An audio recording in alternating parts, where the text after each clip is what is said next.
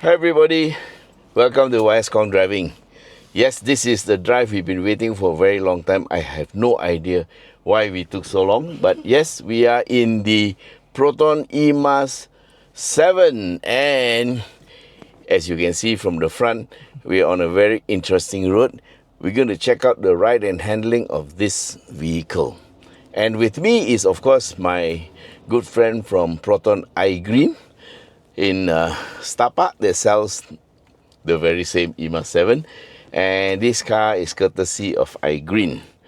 All right, so you ready, Kelvin? Ready as always, Uncle. Okay, so we are in gear, all systems off.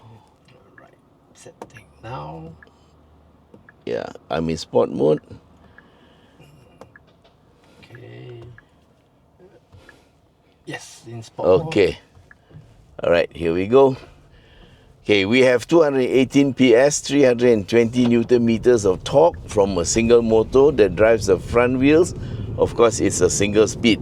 Now, this is a C segment SUV with a wheelbase of 2750 mm and overall length of 4615. So yes, it is a true C segment SUV, and we are starting with 352 kilometers of range. Now, in normal mode is about 400, right? Fully charged. This is a real bad normal mode. WLTP lah, 352. Yes, 85% balance. Okay, so at 100% you have 410. 410. Yep. Okay, the front collision warning not off.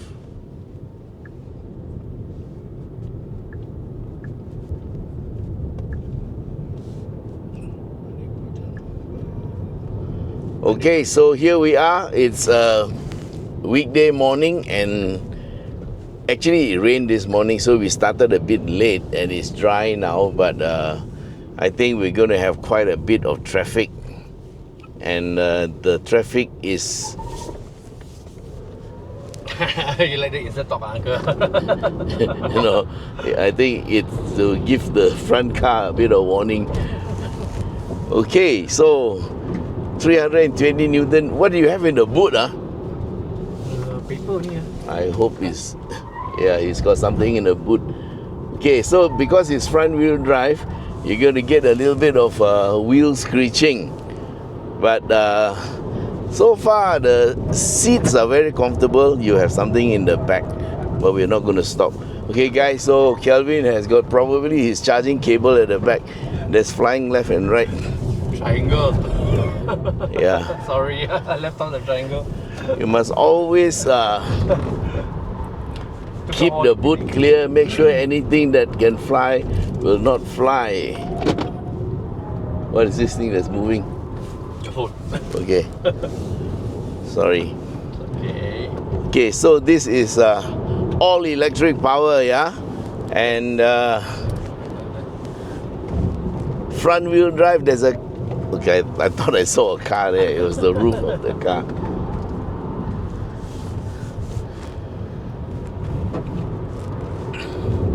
Very nice. So the suspension is a bit on the soft side, yeah? It's actually firm, but because we are going at quite a high speed, it actually translates into comfortable and soft, yeah. So the drive mode is sport, but that's for the motor and power delivery, and the suspension is not affected in any way.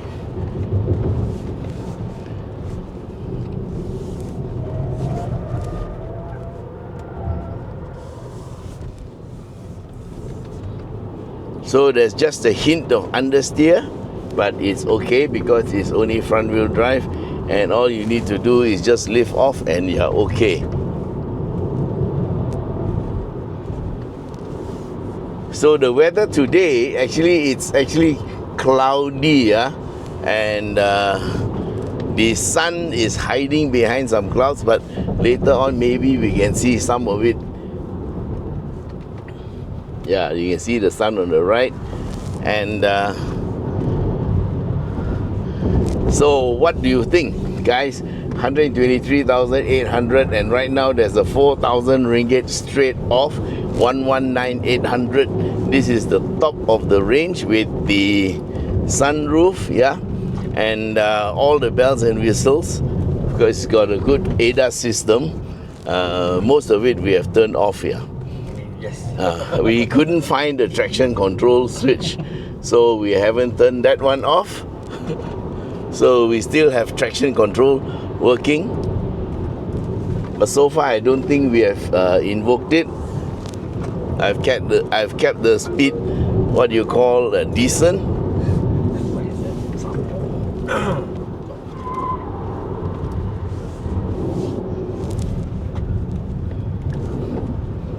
And we have some cars in front of us. What's happening? Just double checking the reminder of the when it came up.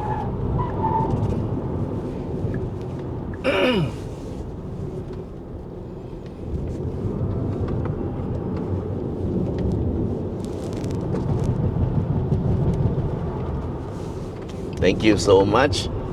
So, look, the sun is... It's okay. It's just for a moment. Yeah. So despite the weight, the car handles okay. And just remember, guys, this is an SUV. It's not a sports car, but it's actually doing quite well on this road. Oh, car caught fire.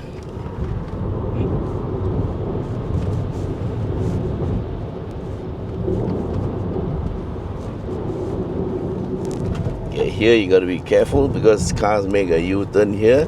It's clear at the moment, but there's a pickup truck down the road, and everybody likes to drive on the right-hand side of the road. I have no idea why, but maybe we should do a change in the rules.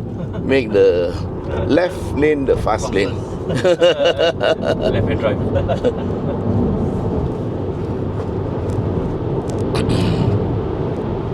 See what I mean?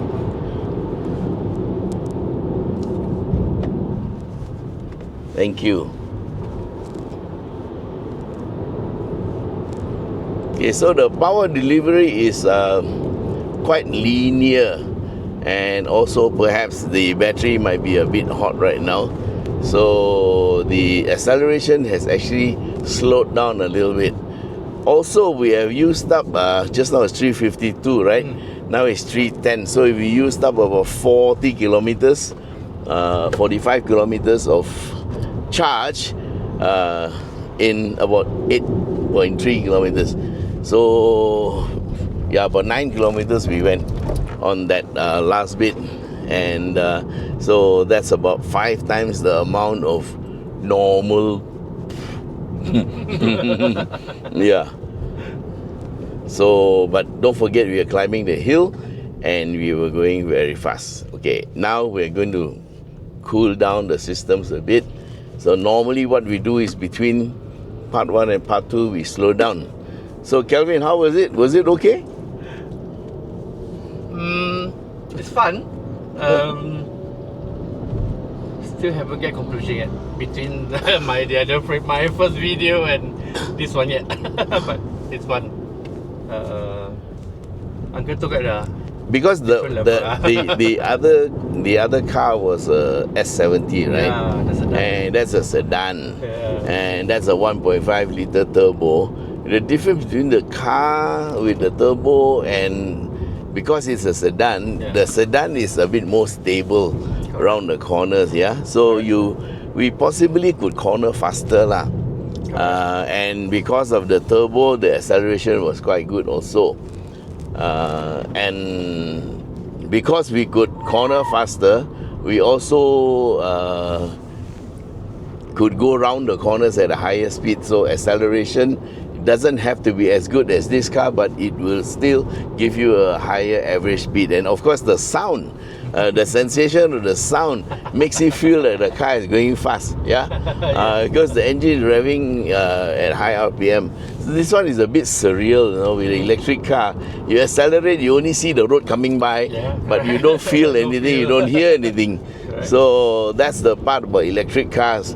that takes some getting used to. But yes, electric cars generally accelerate faster lah. Okay, so here we are in part 2, and we have a Toyota in front of us.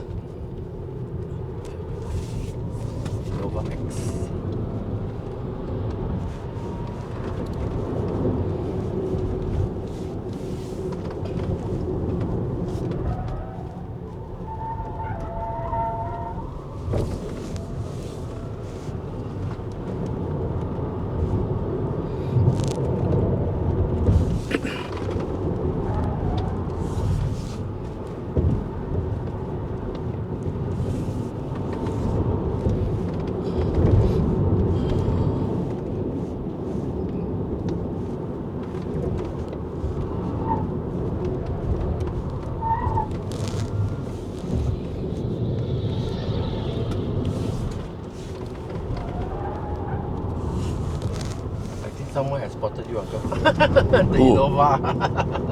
What do you mean he has You haven't spotted? seen the camera. And? He's trying to chase you. No lah.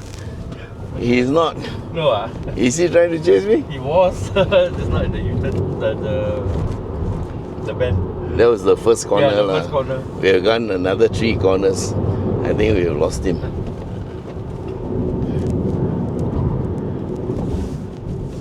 The last time I came, there was this bike that was trying to chase me because I was like, okay, maybe I was intruding into his kingdom, you know, not lane, his kingdom, which is this mountain.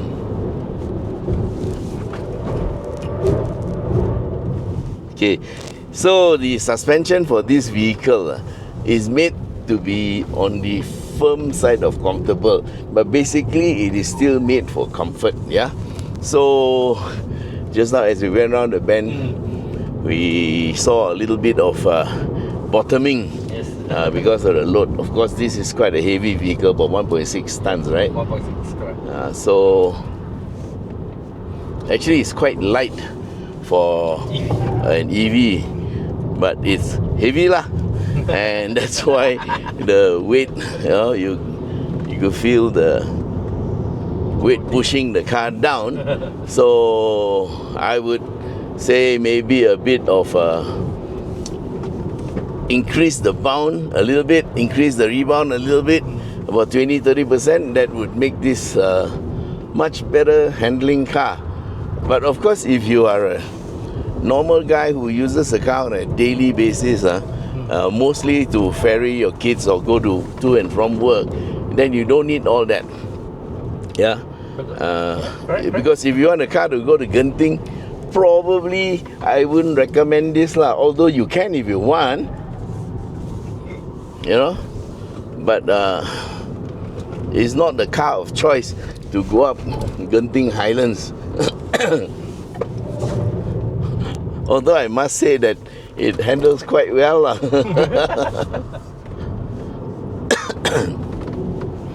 You're not supposed to take an SUV up the mountain. Not on a weekend not like with all the boys.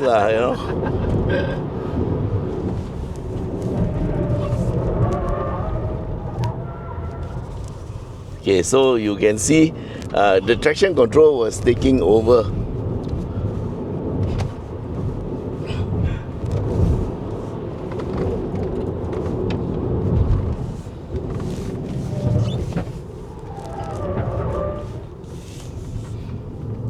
The traction control is taking over, but it releases it after a while. All the colours come out on the screen.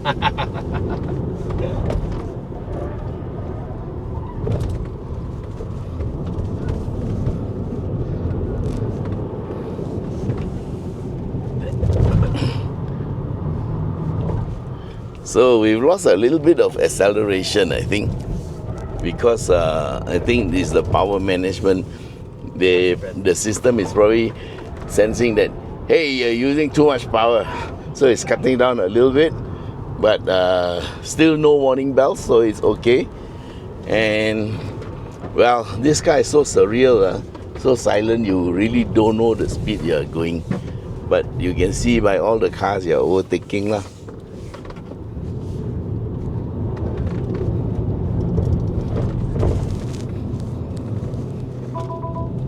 That's collision warning. Yay! And here we go. And Kelvin, this is the last corner. Here we are. Woo! Oh, that was fast. Was it? It was so silent. That was fast. Okay, so we now have a range of 249 kilometers. Okay, so we started with 352, right? Yes. At the bottom of the hill. Yep. Now is so we are now at 249. So we used up about 100, right? 102 or 3, yeah. And not so bad, yeah. So the battery management is quite good on this car. Okay, so overall, this is a nice car, okay? It's got good power, decent. It's not the fastest car in the world. It's not a sports car. It's a nice SUV with a good size that you can use as a family vehicle. And it has decent handling. Not like a sports car, but it handles decently, and round the corner, traction control takes care of you. You overcook it, it just slows down the car like it did us.